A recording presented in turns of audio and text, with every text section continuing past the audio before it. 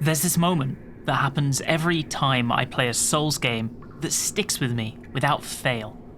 You're walking through some dank and dimly lit corridor, surrounded by the echoing noises of creaking bones that shouldn't be moving, and rats that shouldn't sound anywhere near that big. A place of malice. Yet there's something else there. A figure. Here. Why?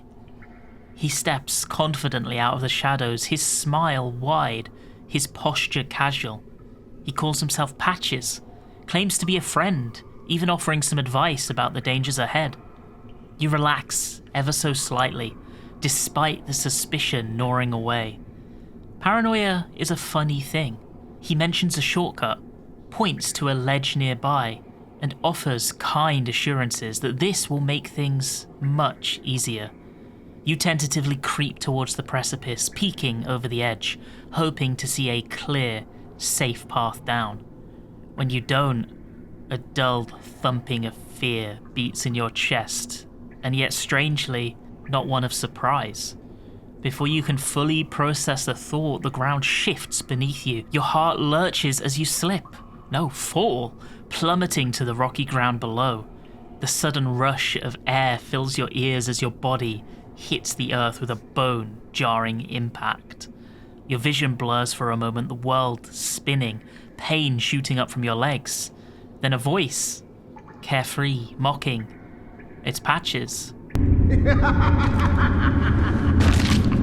This is what I do, my friend. The trinkets I'll be stripping off your corpse, that's the real treasure. Why does it stick with me? Well, because whilst your in-game character is taken by surprise, you are not. You know this is going to happen. You've seen this before. And yet, instead of taking a different path or treating Patches with disdain, you let it happen. You watch passively, eyes filled with curiosity rather than empathy. In that moment, you look at your own avatar and coldly, without a hint of remorse, betray them. There's something about the idea that captured me. The playable character is just an extension of the player, right? It's not like they have their own beliefs, ideology, or feelings. They're code. A puppet, with you deftly twirling the strings to maneuver them through the obstacle course that each level presents. Just a part of you. How can you even betray what is essentially yourself? But the more I began to think of the player and the player character as two separate entities, intertwined but distinct, the more I realized that this dynamic is part of the lifeblood of interesting storytelling, both narrative and ambient. I would never do something as stupid as trusting the advice of a man I know to be treacherous in real life, especially when it could put me at risk. Nor would I malevolently goad another into doing so. But I didn't feel a shred of guilt at putting this chosen undead, my chosen undead, into a terrible, utterly avoidable circumstance at the mercy of Patches, just to sate my own curiosity. Why? Aren't games supposed to make us feel things? Unlike in other forms of media where characters are pre-written and their choices are on rails, video games often let the player make those choices. If anything, I should feel more. Why did my moral compass just not activate in this case? To find that answer, I'll be exploring games that plant self-betrayal in their story, the ways in which we break our own rules, and the conflicts that ensue when your character tears up the script and plunges the knife into you instead. Every game I'll be discussing today will have some level of story spoilers, so if you hear the name of a game you plan on playing yourself and want to remain blind for, skip on over to the next chapter to make sure that you can get the best experience possible. It's kind of what the chapters on YouTube are there for, honestly. So, for example, if I'm to tell you right now that we're about to start discussing the beginner's guide, this just might be the moment where you cut me off and fly 10 minutes into the future. See you there, if so. If you've played the Stanley Parable, which I haven't somehow, this is the game creator Davey Wreden made after that explosive success. It's another walking sim, though in this case I'd be more inclined to call it an existential dread simulator. Because as the moments ticked by in this tight 90-minute experience, that was the primary feeling that crept up on me, cloying and sickly and swelling ever greater until its unexpected conclusion. Usually games open with a scene that feels like it makes perfect sense. The main character waking up in their bed at their house, or at the start of a briefing before a huge cinematic battle to instantly hook you in. In the beginner's guide, instead, you're given nothing but a white screen and a disembodied, friendly voice. Hi there. He introduces himself as Davy Reedon, even mentioning that he made the Stanley Parable, and firmly seats in our mind that this is a reality, a conversation with a person and an exploration of them, rather than some escapist fantasy. He explains that in 2009 he met this guy named Coda at a game jam, and the two became fast friends. He's an amateur game designer just finding his feet, searching for that eureka moment that would propel him onto creating the thing he wants to make. For whatever reason, be it self-consciousness or perfectionism, he often avoided showcasing or even finishing many of his games, instead experimenting with an idea before discarding it and moving on to the next one. Davey was one of the few people he would show these test builds to, a trusted friend, a confidant. What he was looking for in doing so, though, was unclear. Desert surrounds you, bazaars and buildings and carefully placed points of cover. It takes just a moment to understand that this place is not finished. Boxes float in the sky, visual effects are incomplete, and half of the doorways and corridors lead to nowhere, walled off by blue and white striped screens. Polygonal, blocky, comfortingly square-shaped at every turn. This is clearly Counter-Strike, a legally distinct version of some unseen district in Dust 2, one which you might find in an out-of-bounds glitch YouTube video, neither functional nor finished, nor intended to be inhabited, odd enough to be considered the great prize at the end of a sequence of tough jumps, an unintended vista. Why are you here of all places? This is how the beginner's guide plays. You'll be dropped into Coda's prototypes one by one in chronological order, and left to explore or solve their core puzzle, whilst the disembodied Davy explains their backstory to you. Sometimes he'll dive into the developer's state of mind whilst he was building the level. Other times he'll explore a design decision that Coda became fixated on, and how it bleeds into his work as he grows and improves at crafting games. The Counter-Strike level is just that, an initial attempt, unfinished and left in perpetuity. That box in the air will remain there forever. Those walls will never be removed. The first real project we're shown is Escape from Whisper, an attempt to the sci-fi first-person shooter, though lacking enemies, sound effects, or anything that makes it, well, fun. A skeleton missing its organs, devoid of purpose, but with clear intent. In your traversal, you come across a labyrinth, which, as you begin to tackle, Davy hops in and mentions that this labyrinth actually doesn't really matter in the grand scheme of things, and this isn't what he wants to show you, so he skips us through to the end of it so that we can see the real end goal. An antimatter laser damaged and about to go haywire.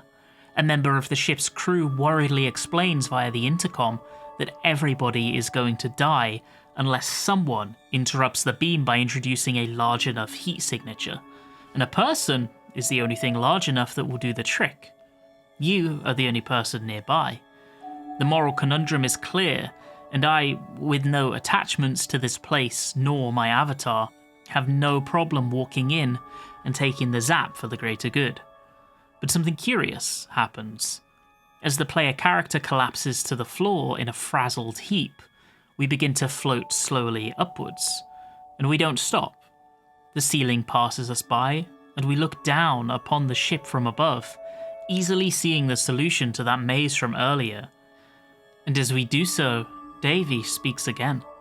He's not sure if this glitch is intentional and supposed to represent the afterlife of our ascendance after such a sacrifice, or if it's just that, buggy code.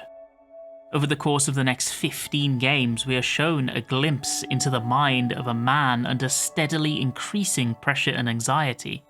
For a while he becomes fixated on this simple door puzzle with a lever, in which to solve it you must open the door, then hit it again to begin closing and step through, presenting a second lever on the other side that can be pulled to open the seemingly impossible second door behind it. He features it regularly after its first appearance. A set of stairs features our movement speed slowing every time we take a step.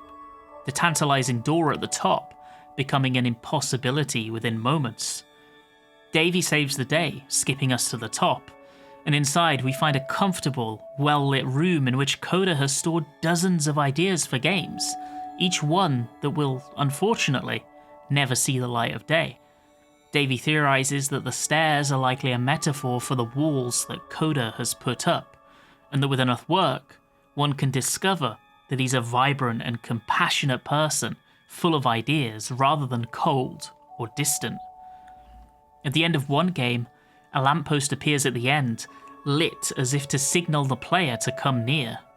Davy mentions that a lamppost like this will appear in every level from now on, because Coda must have realised that having a clear reference point for completion leads to a better, more cohesive overall game.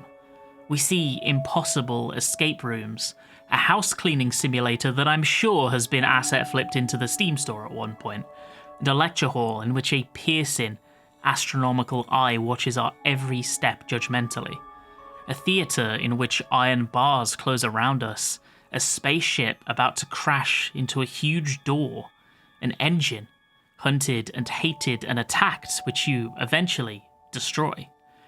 As they pass by like slides in a flipbook, Coda struggles, experiences anxiety, withdraws from the world, stops creating, lashes out, and eventually goes silent. Just as the levels are an exploration of his creative growth, they are simultaneously one of his deteriorating psyche.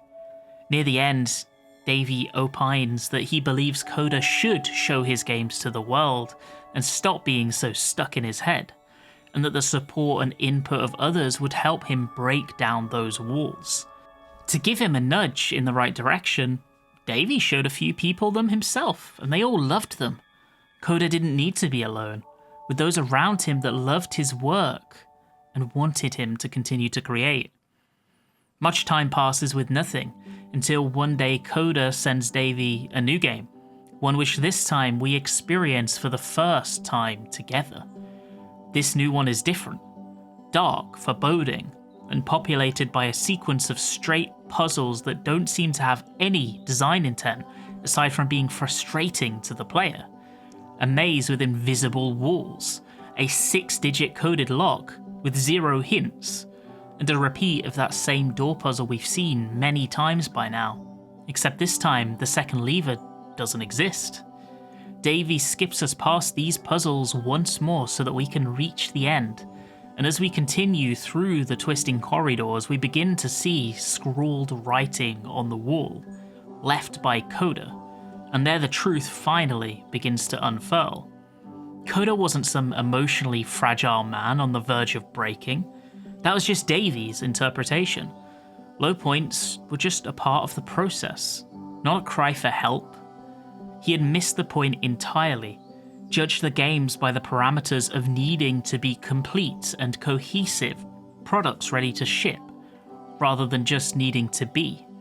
His interference had poisoned Coda's own visions into something he could barely even recognize, sometimes through setting up expectations that Coda felt he had to fulfill, and others through directly editing the game himself to add more symbolism, to make them better. Like those lampposts that Davy had mentioned being a clear reference point for completion, and of course that leads to a better, more cohesive overall game. Those weren't added by Coda at all. That was Davy, making attempts to improve the design. He didn't want the games to be shared by others because they were a personal and private thing, his hobby, and in doing so, Davy had shattered Coda's trust. Davy's attempts at fixing Coda's work, at changing them and pushing him and sharing them and distorting them. This wasn't a friend helping a friend. It was instead a man who sorely lacked something in himself, desperately trying to fill that hole with Coda and his games, the weight of which was utterly unbearable and unconsented. Davy was like a baby throwing its toys in frustration, confused and unable to perceive the root of why it's even upset in the first place. Coda shows Davy the proverbial door, and the literal one, by locking him in an unpassable version of the door-level puzzle once more, and asks him to never get in touch, ever again. Valuing the ending, the solution, the meaning, presentability. This is all wrong. These games were supposed to be enjoyed as a journey. They didn't need to conclude properly to fulfill their purpose. In response, Davy rants in anguish, unable to understand the point, incapable of accepting the rebuttal, arguing that he needs closure. That's why he released the game. This game, the beginner's guide, in the hopes that one day Coda will see it and change his mind. One last betrayal before the credits roll. At least that's one reading of the game. That's what you're shown. After finishing it, my read is a little different. Coda and Davy are the same person. Through the entire journey, Davy discusses how he wishes that Coda would resume development and create new things, because doing so provided him with a sense of direction and clarity. That's because Davy is, after all, Davy Redden, the creator of the Stanley Parable. The Stanley Parable was developed in pursuit of answering a question. What if you could disobey the narrator? After it released and resultingly achieved mind-blowing critical and later commercial success, Redden stated in interviews that he didn't know if he could trust himself anymore. He didn't know what part of his brain to believe. You have to take yourself out of the equation, or you'll go crazy trying to figure out why your work got the response it did. He also stated that the game killed most of his career ambitions. After releasing the Stanley Parable, it no longer belonged to him. A game he developed to answer a question he was interested in, a personal project, accrued hundreds of thousands of sales and downloads, and praise flecked with criticism. It was their game now, the players in their legions, not his. Coda was the him before the Stanley Parable released, before the anxiety and the self-doubt set in, when he was able to create for the joy of creating. The narrator was the him that was crippled by writer's block, a glimpse into the struggles and fears of a kid who grew too much too fast and had no idea how it was even possible to recapture his past glory, and even less of a concept of how to follow it up. The voices of the narrator, those changes, improvements, little bits here and there that would add cohesion, those are echoing the thoughts of the audience, the players of the Stanley Parable, as they take to their forums and review, criticize, and deliberate. This part's good. Oh, you could change this. And Davy reads and tries to take it on board, but it changes what he wanted to create in the first place. Davy betrays Coda, yes, because he has betrayed and forgotten his old mindset to creating, his lost sense of ambition, and his own love for making a game that just needs to be. The him that exists now is lost, and more than anything, wishes that if he apologizes, he will be found. There's a psychological concept called moral disengagement, posited by a very well-respected psychologist named Albert Bandura. It argues that in many cases, individuals disengage from their moral standards to justify harmful behavior, and how otherwise moral individuals can commit harmful acts like violence or deception and still maintain a positive self-image, avoiding guilt by using mechanisms like justifying their behavior, claiming to minimize harm or dehumanizing the victim. This happens beyond the individual level, going so far as to impact us on a societal level. Even in entertainment, moral disengagement can happen. There's actually a study on this that I found really interesting that I'd like to share with you a little later. Firstly though, let's talk about Golden Sun. Golden Sun and its sequel, The Lost Age, were developed as one single game to release on the Nintendo 64. That isn't actually what happened though. Thanks to a combination of hardware constraints and the impending releases of Nintendo's next console generation, Golden Sun was instead split in two and released on the Game Boy Advance, a tear of time and a second cartridge dividing them. As a child, I was utterly enamored with these games, though my analysis went about as deep as that I liked the art, the music, and the characters. It was fun. As I've grown, and after learning that the two titles were initially one, I've often been curious about just how different their impact would have been if they had released in that original format. After all, the way the two interact with one another narratively is really, really interesting. In the fantasy world of Weyard, the classical elements govern the flow of nature and the balance of life.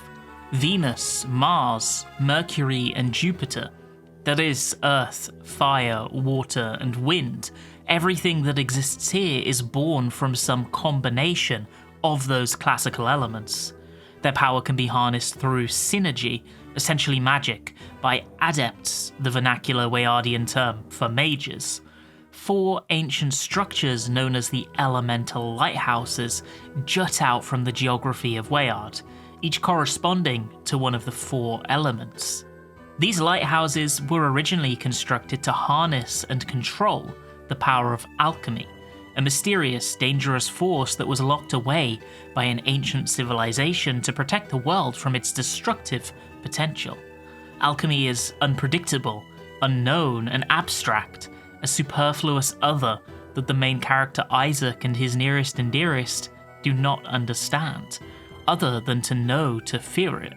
So when Saturos, Minardi, and their entourage, a group of powerful adepts, attack Isaac's hometown in order to steal the elemental stars kept within the Soul Sanctum there, that is, the kindling that will light the elemental lighthouses and unleash alchemy upon the world once more, it's only natural that he would try to resist them. They're overpowered with ease, despite being adepts themselves. There was no chance against their world-class adversaries. By the time the dust settles, Saturos and Minardi have fled, with their objective fulfilled and hostages in tow to prevent any immediate retribution. And the village is left in disarray following the eruption of the mountain their home sits at the foot of. Isaac sets out on a journey with his friends Garrett and Ivan to stop Saturos and Minardi from activating the lighthouses, and also to rescue those who were stolen away. Golden Sun is largely what you'd expect from a generic high fantasy turn-based RPG. Gorgeous pixel art battles with a lovely sweeping camera view as combat transitions between the player's turn and the enemies. Towns to explore, loot to collect, experience points to grind. You know the drill. Instead of classes, Jinn inhabit the world. These little elemental creatures connected to one of the 4 elements, and they can be subjugated and utilized to turn the tide in combat. They act like equipable items, and when equipped by a character, they not only provide passive stat boosts corresponding to their element, but also access to spells too. Each character can equip a number of Jinn, so you get this interesting decision tree of managing which stats you want to increase passively, as well as what combination of spells you want each party member to be able to utilize. You could go all in on offensive magic by stacking Fire Jinn, but in doing so you'd lose access to healing spells, and the party would generally lack a certain sturdiness. You could instead decide to evenly spread amongst the elements, though this would lessen the portfolio of spells from any one element you'd have access to. Jinn can also be set to standby, allowing you to summon elemental creatures through their magic, much akin to the summon system Final Fantasy games traditionally employ, with the power of the summon scaling directly with the number of Jinn within a particular element that you have in standby. Whether a Jinn is used to cast magic or to summon, they go on cooldown for a short while, and this cooldown also disables the stat benefits they innately provide. Despite being simple, this gives a really satisfying sense of risk-reward, as you're often juggling the decision as to whether to unleash a powerful attack, or buff for the party, or to maintain the increased stats for survivability purposes. Whilst exploring the overworld, synergy can be used to interact with the world around you in a system that I like to call HMs from Pokemon if they were interesting. Frost creates frozen pillars for traversal. Growth helps plants flourish, at times creating thick stalks that can be climbed, and Move allows telekinesis to shift heavy objects. It's a joy to play, even if the story has a fairly glacial pace at the beginning. Isaac and friends chase Satoros and Minardi to the towers, attempting to thwart their efforts to light those towers, yet they're unable to stop them from activating the Mercury Lighthouse. Then, again, at the Venus Lighthouse, they clash once more, Isaac's group gaining the upper hand and dealing a damning blow to their foes. Despite this, they channel the power of the now lit Venus Lighthouse and of one another, and they merge into a fearsome two-headed dragon in a desperate attempt to overcome, only to be defeated and thrown to their demise. The evil is defeated. The heroes are triumphant. 2 of the lighthouses remain unlit. The world is safe from the menace of alchemy. Satoros and Minardi are gone. We beat the game. But there's a sequel. Why? Isn't the game over? The villains are dead, the world is safe. That is the end, right? After a year of waiting with that very question on our lips, Golden Sun: The Lost Age releases. The game opens, and instead of being placed in control of Isaac to continue his journey, we instead see the direct aftermath of the encounter from a different perspective. That of Satoros and Minardi's retinue. And over the coming hours, finally, we learn the truth. Alchemy is not exactly what we thought. Alchemy was once freely accessible to the people of the world, providing wondrous, unbelievable effects. With it, lead could be made into gold through transfusion of matter, and even death could be kept at bay. Synergy is the manipulation of a single one of the classical elements, whereas alchemy utilized all 4 in tandem to make miracles manifest. This was the driving catalyst behind the development of great civilizations, wielding its power to generate a utopian existence, laden with riches, health, and rapidly improving technology thanks to an increasing level of mastery over alchemy. It ushered in a great age of prosperity, lost to time. That's exactly what the subtitle for the second game, The Lost Age, is referring to even. But greed overcame self-preservation, and in time, alchemy was engineered as a tool for conquest and war. Militaries would use it to improve their armaments and find increasingly diabolic ways to kill their foes, with ever-increasing stakes.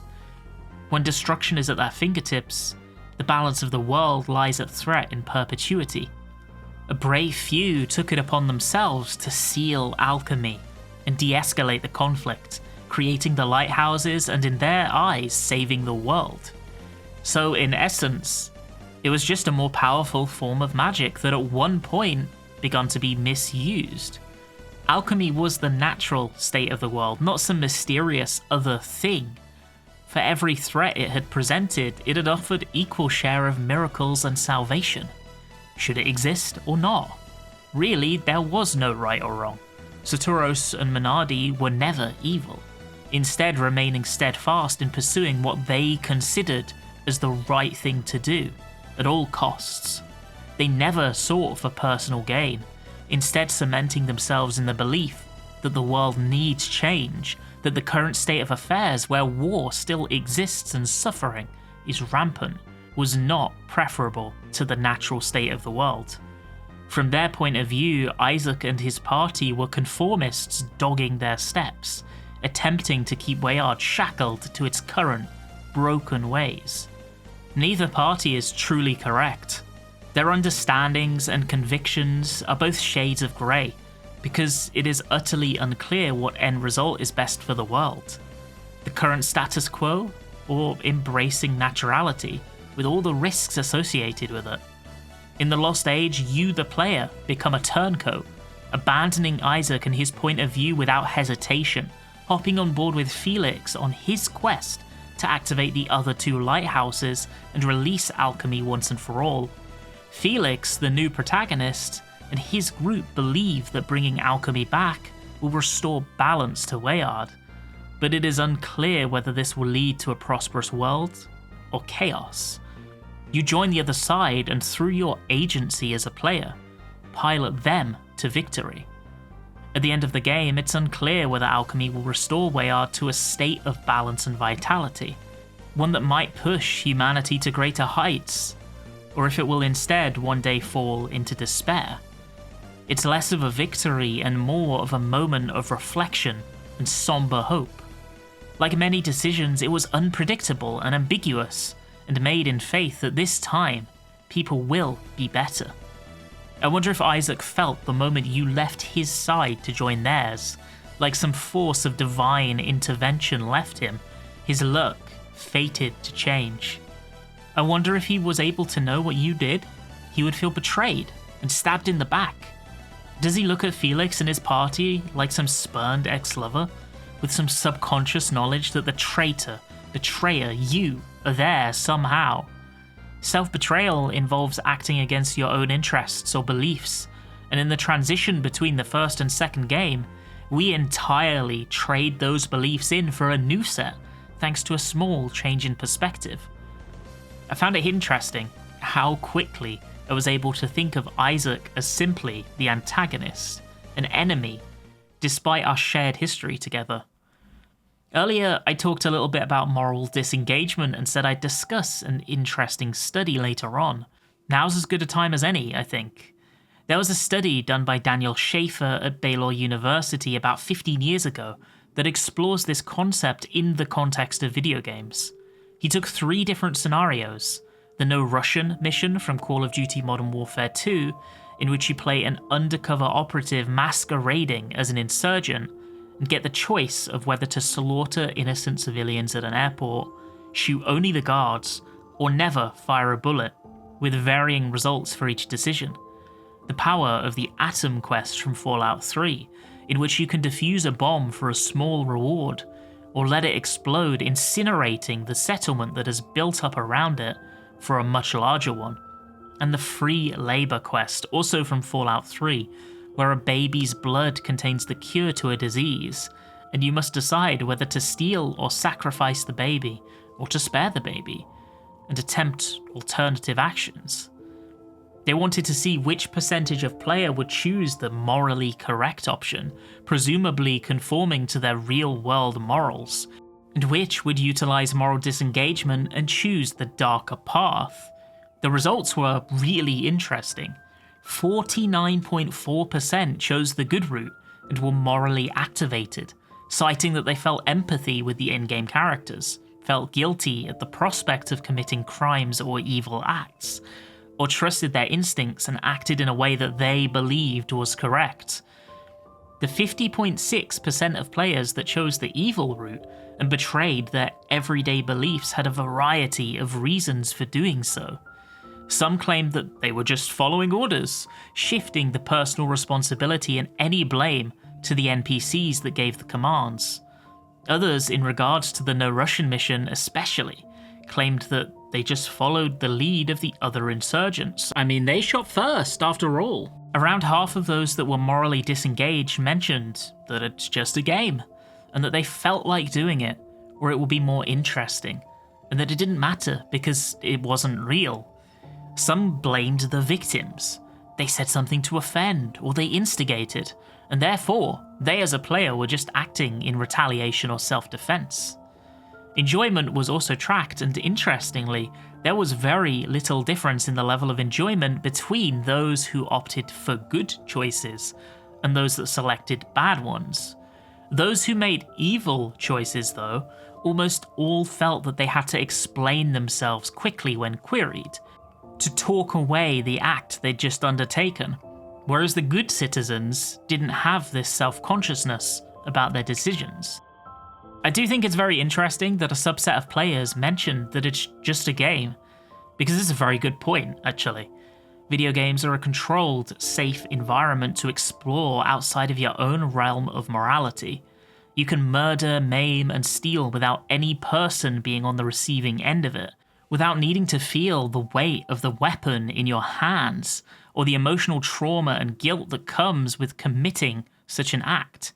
It's easier to stray from your moral compass, to betray the person you are in the real world, because you're often directly incentivized to do so. And victimless crimes aren't as bad, right?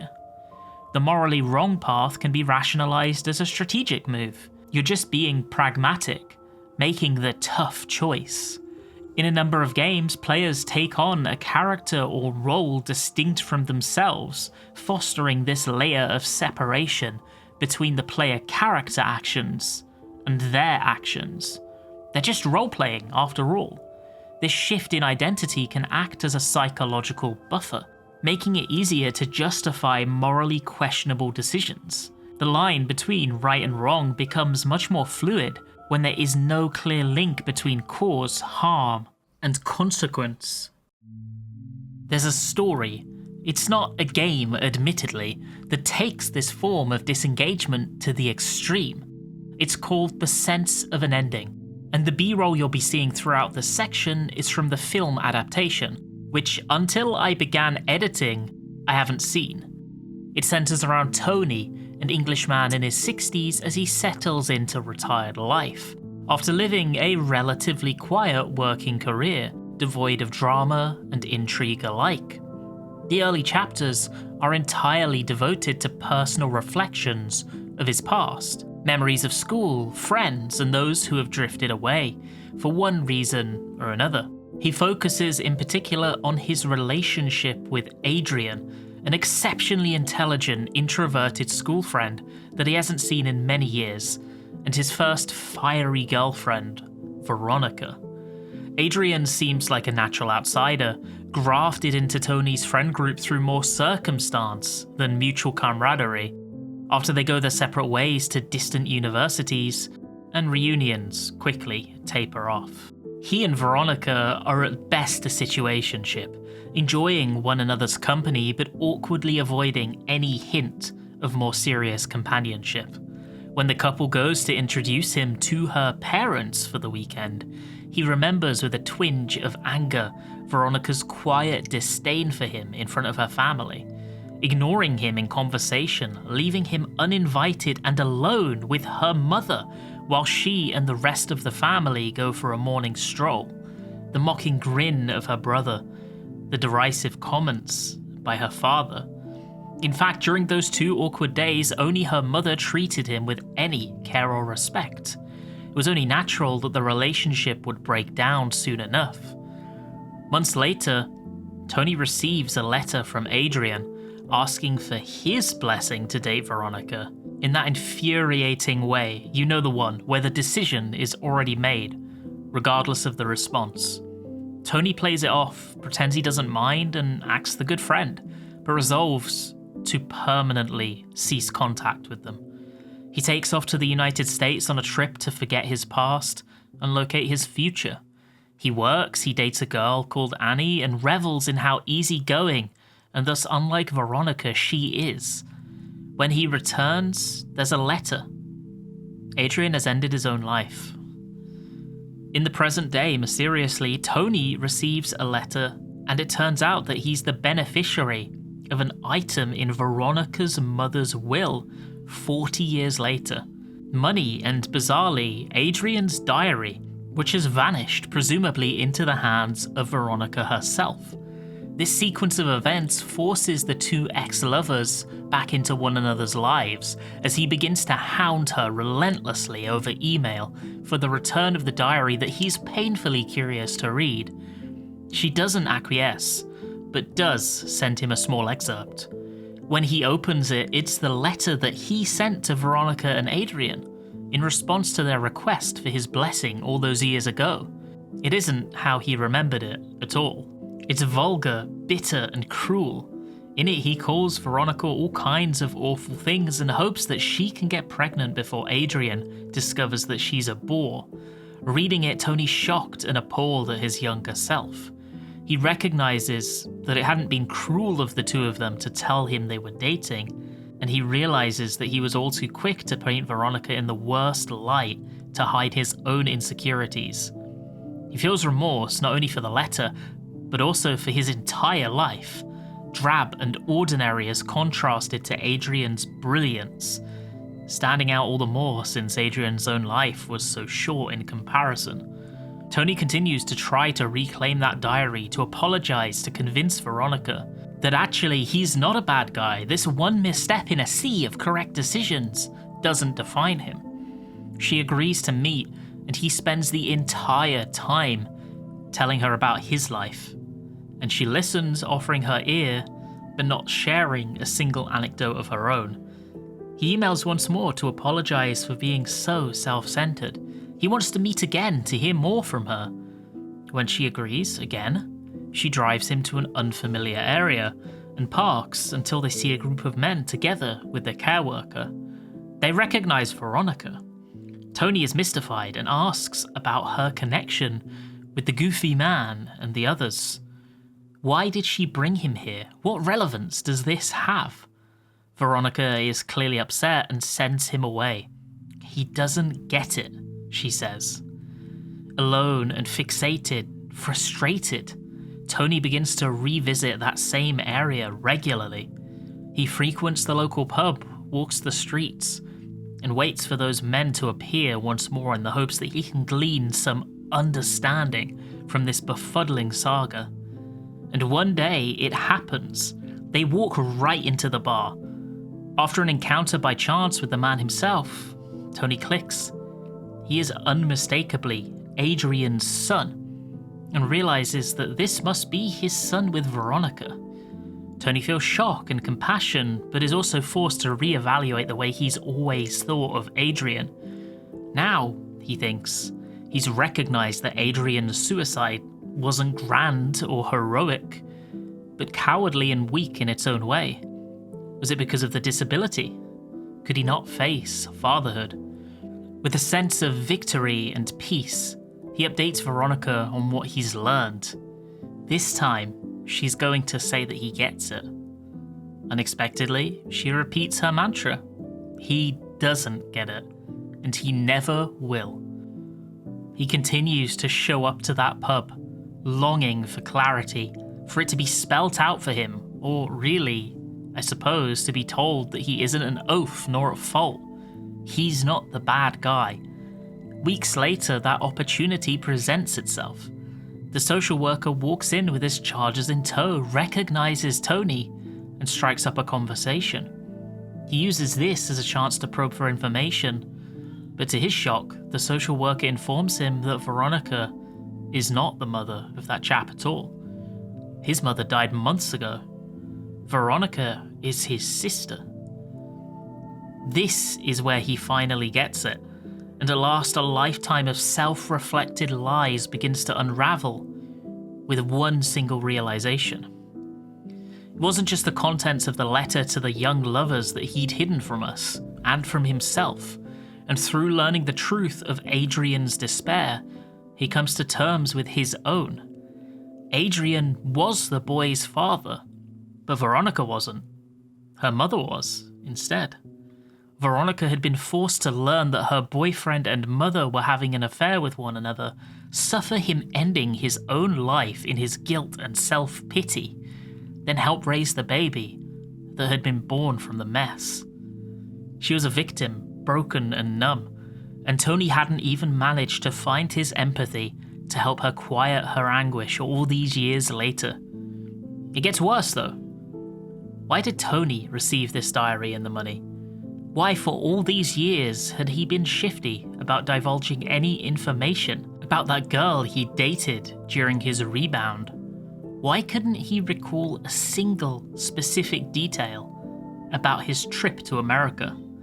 When Veronica and the rest had gone on that morning stroll, leaving him alone with just her mother, he remembered how kind she was to him, how understanding, how she was the only one to comment on the way he was being treated. Loath he was to admit this to himself, but he had ended up sleeping with her too. The trip was fake. The fling some juvenile attempt to burn down the remains of the relationship that had crumbled. Adrian wasn't the only one. He too had committed that same sin and pushed it out of his mind so that he could more easily lick his wounds. She was right. He would never get it. He would never know the full story of this depraved situation, nor the extent of his responsibility in setting up these dominoes to topple. He would live the rest of his life finally taking accountability for what he did. He betrayed every moral he stood by when he committed adultery, and in one final betrayal, instead of repenting or working through his issues, his mind protected him from the shame, stamping out the guilt. He didn't do anything wrong, he told himself for most of his life. And in one last duplicity, he would live the rest of his life without ever needing to tell another soul, without ever having to face Veronica again. There was no trial or tribulation for Tony. Whether he takes responsibility for his actions or tries to forget his part in all this again is unclear. All we're left with is the hope that he grows from his experience. This is obviously a fairly extreme example of moral disengagement in storytelling, but what I found really interesting when we present this conflict between the player and the playable character, or in this case the reader and the main point of view, was the role of an unreliable narrator within that paradigm. With a few key facts removed, conveniently forgotten, it's surprisingly easy to take the most awful acts and paint them as a symbol of your victimhood, as an inevitability out of your control. A defense mechanism, clearly, but one that can flip the experience for the reader on its head. One that can turn a story reveal into a painful twist of the knife, from one that we believed we could trust. But unlike how in that last story where Tony took the coward's way out, in this next one we see honesty and self-reflection instead. Severance is one of those TV shows that you really want to watch with no prior information. I won't be spoiling a major storyline here. Instead, I will only talk about a minor B-plot, but if you want to skip this section because you're yet to watch it, trust me, I get it. Severance takes the idea of a work-life balance and twists it to become as painfully dystopian as possible. Lumen, the definitely not nefarious in any way giga-conglomeration, invents a brain chip that can sever the memory of its host, literally splitting their consciousness between their work and home lives. Your work consciousness, or innie, only awakens in the office and can't remember any specifics about their life outside. Their partner, pets, friends, or even any specific historic or geographical fact. It's all lost to the ether. Your outie keeps everything except those work memories, maintaining hold on the lion's share of the hours, locations, and people in your shared life. It's like something out of a Black Mirror episode, one of the good ones. This is Dylan. He's a severed employee, and in work he's snarky, competitive, and self-assured. He works hard, he's good at his job, and he's utterly driven by the company's incentivization structure. If there's a silly, tasty, or decadent reward, he will take no prisoners until he gets it. He builds connections with his co-workers, he shares jokes with them and becomes one of them, and is for the most part content. But he can't shake the feeling that there's something missing. A real connection. Outside those walls, though, Dylan is a husband and a father, and he loves his family fiercely. But he's struggling aspirationally, unable to find that thing that he excels at, that he wants to spend the rest of his life working towards. He flits between hobbies and jobs, losing interest as soon as it gets too hard or too real, and is only able to find his place at last, where he for all intents and purposes is asleep during office hours. He settles into a contented, lazy life, putting off chores and romance and his own growth for comfortability. Both sides of Dylan want what the other one has. One has the love of his family, which the other so desperately craves. The other has purpose and something he's actually genuinely good at. One heart with two opposing voids. that could be filled by the other's lived experience. Neither one understands how lucky they have it. At one point there arises an opportunity for work time Dylan to meet his wife, and they sit across the table from one another, awkwardly sharing glances and small talk. But it feels natural, right, so very quickly. They tell one another about their lives, about their hopes, about what they love to do. They smile with one another. He's never met her before, and yet it feels like he's known her his whole life. For her, too. He's just like the husband she loves. He looks like him, and yet he isn't him. He talks like him, and their light-hearted chats feel identical. But this version of Dylan has something behind his eyes and in his stride that the other lacks. He has an air of confidence in himself and his place in the world. He's driven. He's found that thing he's good at, and from her point of view, it makes him whole. This is easy and good. These meetings continue without the knowledge of outie Dylan. His wife is sneaking off to visit him, another version of him. At the office, they bond and laugh and eagerly anticipate their next meeting. One day, in a moment of weakness, they kiss. Is this a betrayal? It's him, but a different him. They share a body and a brain, but their minds are their own. In her guilt, she leaves, wrestling with herself as to whether she's made a grave mistake, and later tells her husband about the meetings, the connection, the kiss. Dylan is fuming, understandably, and feels a mixture of betrayal at his wife and regret that he allowed himself to be severed in the first place. It's not like she's gone to another man, but instead something even worse. A better version of him. He feels utterly emasculated. Back in the office, Dylan feels like he's lost everything. He finally found what he was missing, love, and yet after a single kiss, it has been taken away from him. She won't visit him anymore. He'll never hear about the kids that are apparently his ever again, nor kiss the wife that didn't marry him. As despair bubbles up, he makes a snap decision and hands in his resignation request. If it's accepted by him on the outside world, he'll stop coming into the office. He'll have to find a new job. This Dylan will cease to be. He'll, for all intents and purposes, be dead.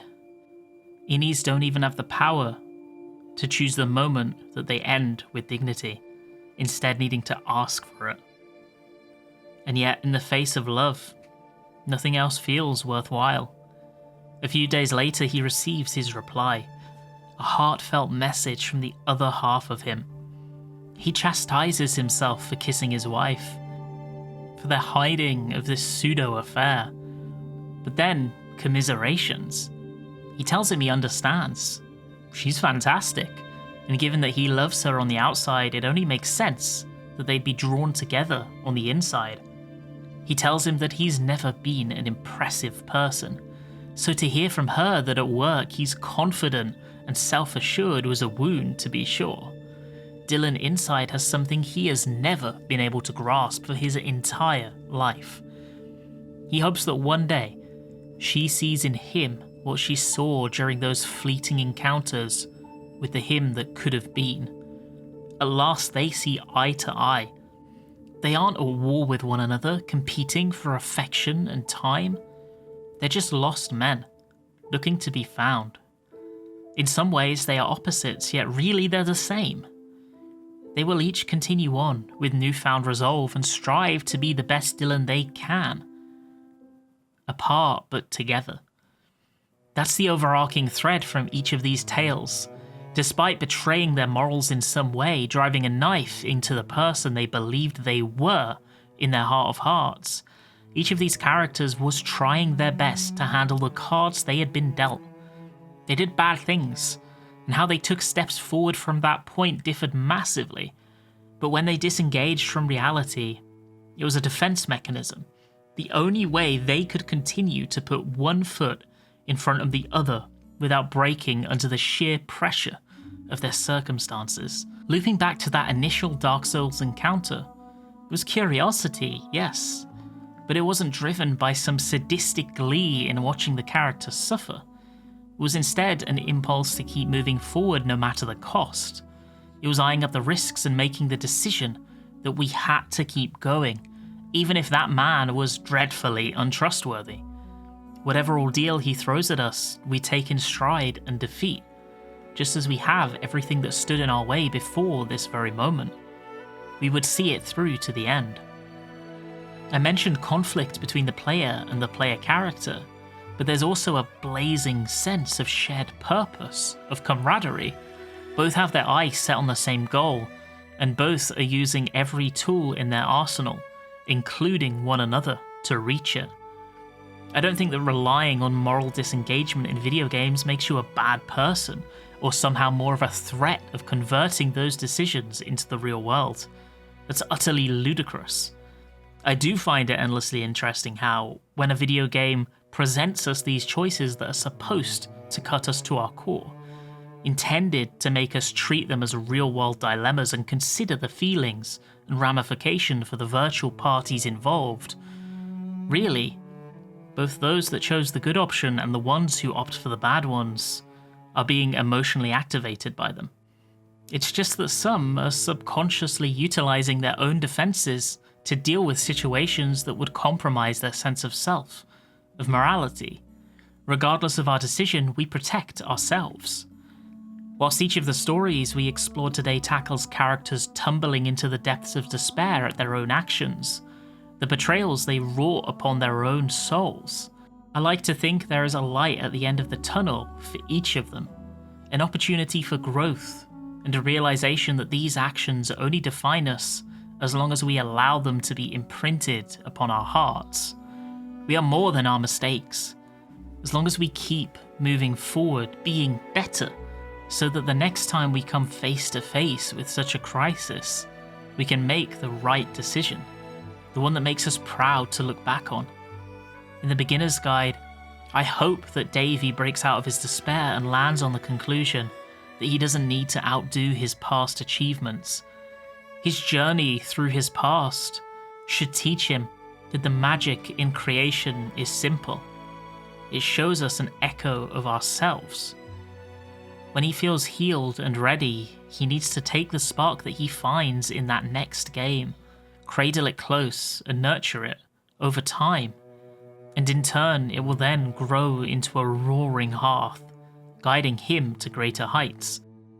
In Golden Sun, Isaac may not have been right in his assumptions, but that wasn't because of his lacking character or disjointed morals. He just didn't know better. Alchemy is here now, and which party was right or wrong in their convictions is irrelevant. They are presented with an opportunity that comes around so rarely. Together, want to open their minds, work as one, make the world a better place through their own strength. It's a brave new Wayard, and they do not need to let the failures of the past cripple their hopes for the future. In the sense of an ending, Tony has done bad things, yes, but he needn't let that reduce all the good he's done too. He raised his daughter lovingly, he worked hard at his job, and overall, he deserves to still find some joy in his final years. He's been handed these bad memories as an opportunity to make amends with his past self, a reminder to open his mind, be kinder, and to always consider that his perspective on events doesn't automatically reflect reality. The world may not always be kind, but you can always temper your emotion and try to see that others are just like you, trying every day to do their best in their own way.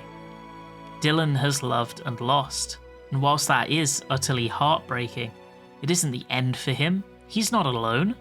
His friends care about him, and through their shared bond, he will move past this, learn to laugh again, and find his place in the world. After all, betraying yourself means that you had to have convictions in the first place. It doesn't matter if you fall, what's much more important is whether you get back up and hold those beliefs close to your heart, standing firm to them the next time. Thank you so much for watching this video. if you made it all the way to the end. I really appreciate it. I know there is probably a bit of hesitance in clicking a channel with so few videos, and I appreciate you for sticking around. Right at the end of the video, there is a very small teaser for the next one. I was really heartened by the support I got on my last video. It was messy and all over the place. A bit like life, I guess, but I'm glad it really resonated with some people. It was fun to make, and I'm really happy that it ended up being fun to watch as well. I have a Patreon. You don't need to support it, but if you do, it'll allow me to keep uploading here more regularly.